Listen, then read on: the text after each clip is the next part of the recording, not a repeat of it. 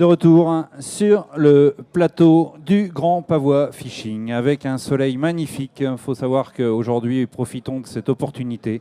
Et je vais recevoir Philippe Marty. Tu vas mettre ton micro là, juste dans le petit creux pour nous parler. Et Philippe Marty représente la société 4Water. Tout à fait. Donc, colle ton micro là. Société Vidal Marine et la division 4Water, c'est-à-dire spécialement le matériel de sécurité. Et en l'occurrence, ce matin, tu vas nous parler des balises Canad. Absolument. Donc les balises Canad, nous sommes le distributeur pour la France des balises Canad. Premier fabricant mondial, c'est la société Orolia McMurdo qui fabrique des balises d'abord pour l'aviation et ensuite pour la marine.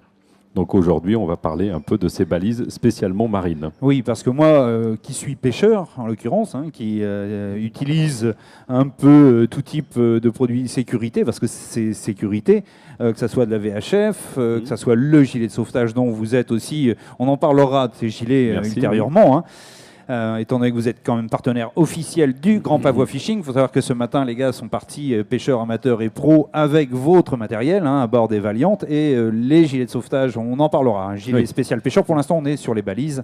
Et quels sont ces types de balises ? Alors, les balises pour la marine, il y a deux grands produits. Ce sont les balises Corpas Sarsat, comme celle-ci par exemple, que l'on trouve plutôt sur les gros bateaux, qui peuvent intéresser des pêcheurs qui vont relativement loin ou à l'étranger. Des balises qui ont des batteries lithium de 5 ans, qui sont bien entendu flottantes et qui sont équipées de GPS. Donc juste une petite pour vous dire comment ça marche.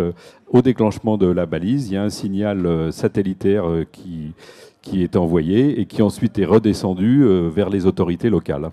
Où qu'on se trouve dans le monde, absolument. Ça marche. Dans le monde entier. Dans le monde entier. Et ensuite, il y a un déclenchement des secours qui peuvent être les bateaux, un cargo le plus proche, des plaisanciers, une marine, l'armée, que sais-je.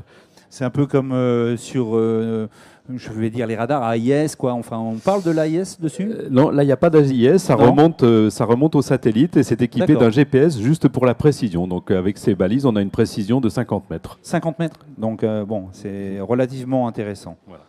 Alors, ça, c'est des balises que l'on trouve plutôt sur des bateaux un peu importants, mais il y a une catégorie de balises très intéressante qui est celle-là, qui sont des balises personnelles, qui ont les mêmes fonctions que celle-ci, avec des puissances de batterie lithium un tout petit peu plus faibles, mais il y a quand même une fois qu'elle est déclenchée, ça dure quand même 24 heures. Donc on a quand même le temps d'aller récupérer les gens.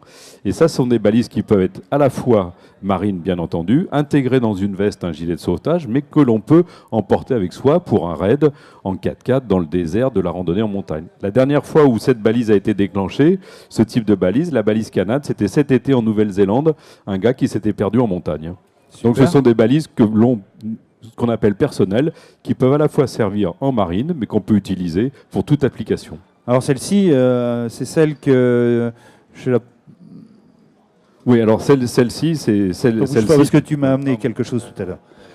Voilà. Donc celles-ci peuvent être intégrées dans une veste ou dans un gilet. Voilà. Là, je tiens ton micro. Là, merci. Là, vous avez une balise qui est intégrée dans un gilet. Donc, c'est relativement plat. C'est relativement plat. Ça peut se mettre dans une veste, tout à fait, dans une poche, dans un gilet, et c'est flottant. Je vais le présenter, le gilet. Prends le micro, tu vas expliquer. Voilà. Alors, voilà.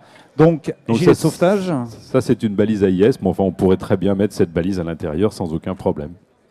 Écoute, moi je trouve que c'est léger, pratique, et pour nous pêcheurs, c'est très très important, sachant que quelquefois, dans l'inconscience de certains pêcheurs, je dis bien dans l'inconscience où nous pêchons des poissons sans... On ne fait pas gaffe, quoi. Bien sûr. Et tous les ans, ça se retourne et il y a quelques soucis. Il y en a une autre, alors on a plus justement, beaucoup de temps, mais... celle-ci, donc on vient de parler des balises satellitaires avec GPS intégré, qui ont quand même un déclenchement immédiat, mais pour que les secours arrivent, c'est forcément un peu plus long. Et la deuxième génération de balises, équipées toujours d'un GPS, sont les balises dites AIS, qui sont toujours des balises personnelles. Ah, voilà.